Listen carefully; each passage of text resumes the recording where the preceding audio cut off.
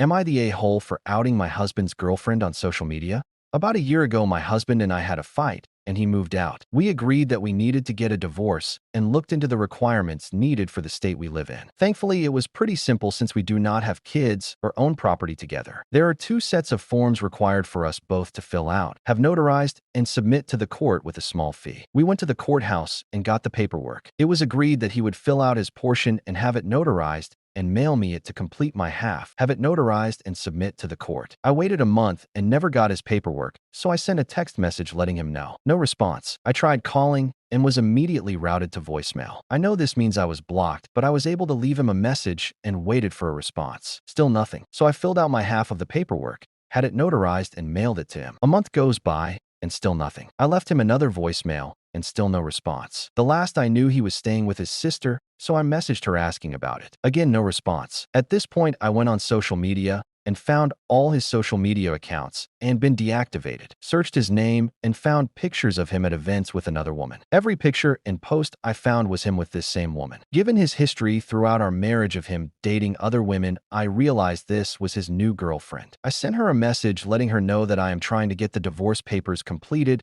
and asked if she would have him contact me. There was no response from her either. At this point, it had been 3 months of no contact, and I was frustrated. I put up a post on Facebook venting my frustrations of him ignoring me and refusing to fill out the paperwork for divorce. Another month goes by, during which I sent him another set of divorce papers completed and notarized for my half. As expected, no response, and more pictures and posts on social media of them together. It had then been 4 months, and I was angry. I put another post on Facebook that, to be honest, was not very mature. I don't remember the exact wording, but it was about the domestic abuse and cheating that had happened on his part during our marriage, and how now he has a new girlfriend, no names mentioned, and is refusing to give me a divorce. The next morning, I thought better of it and removed the post. The next day, however, I got a message from a fake profile telling me that I need to leave him alone and that he is trying to fill out the paperwork. I replied that I don't know who this is and it's none of that person's business, and left it at that. For the next couple of months, I would randomly get messages from this fake account. They were trying to pick a fight, calling me names and putting me down